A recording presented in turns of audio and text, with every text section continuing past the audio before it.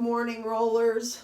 Welcome to day 13. Happy Wednesday. We didn't have a short video yesterday because I did my first Facebook Live, which was fun. It was definitely a learning curve. I was sideways for a little while, but we got that straightened out. So I hope everybody's doing great. It's a beautiful day here in Naples, Florida.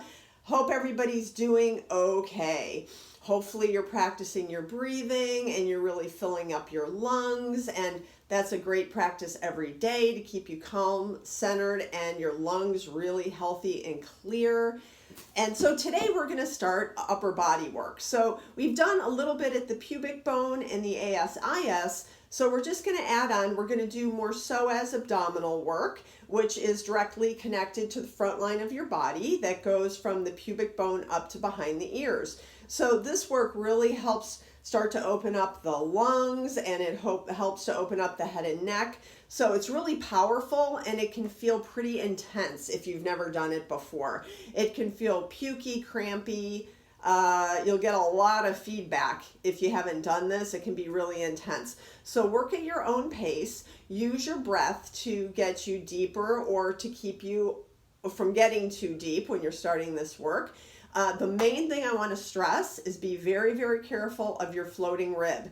If you check at your rib cage, it's the rib that ends and does not connect up to the sternum chest bone. It's just floating out there. So as long as you stay in here, you should be safe, but just take my word. People that hit it only do it once and then they learn and it never happens again. So just be cautious of that. So we're going to use a silver ball. You can use a pearl or gold, whatever you want to use. You could even use your calf balls, and detail this out if you've rolled for a while. So we're going to start with the silver ball, and we're going to find the pubic bone, and this is what it's going to look like. We're going to start here, and we're going to roll up a little so the pubic bone can roll down and around the ball. We're going to kind of drape over it. Then we're going to move into one side of the hip flare, and we're going to drape down and around, and then we're going to start coming up. So we're going up underneath the rib cage on this side. This is where you have to be careful of the floating rib.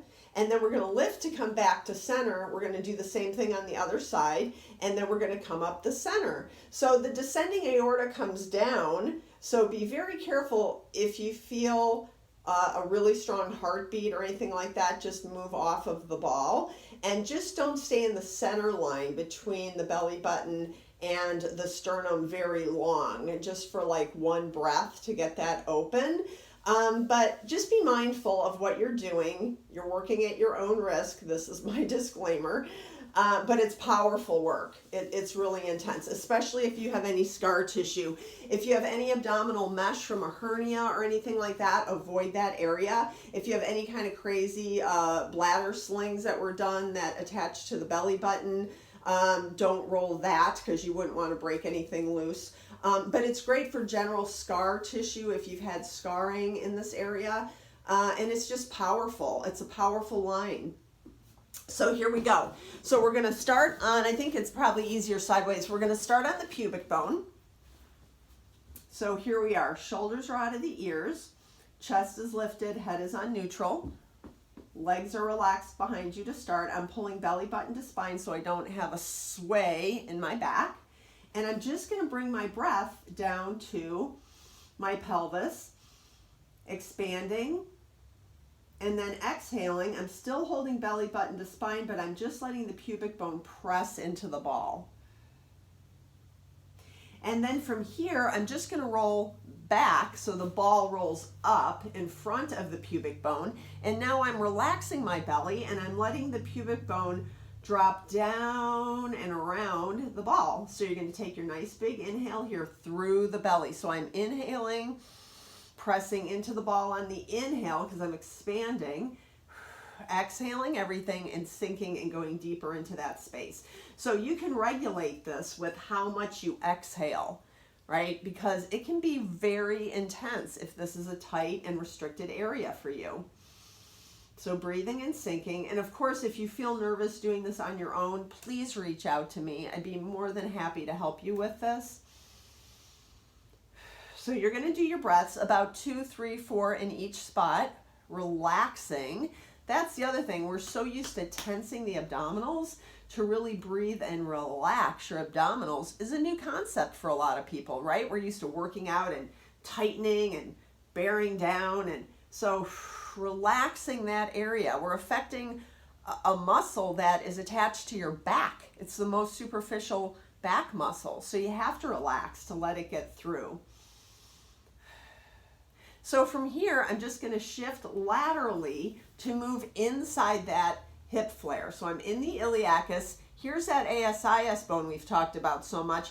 I'm leaning in, so I'm inside the abdomen. I can feel my hip bone on the outside of the ball. I'm clear of the floating rib, and I'm pressing in. I'm breathing and sinking. So I'm expanding my belly, pushing into the ball on the inhale, exhaling and going deeper. So from here we have a couple options with the leg. We can tuck the toe and push back through the heel. We can also reach nice and long through that arm. So this is going to start opening the whole line from the fingertips down to the toes. So I'm breathing and sinking, and I'm getting the real feeling that I'm connected, right? This line, I'm connected everywhere. And this will give you a really good sense of that. So you can bend your leg up and rotate in and out.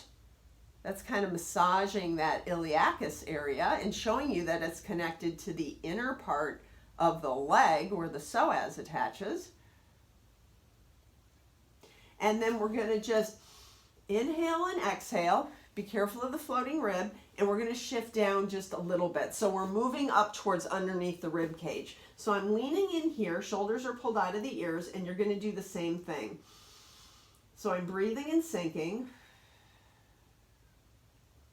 I can activate the leg, reach through the arm. I'm reaching up and out with the rib cage.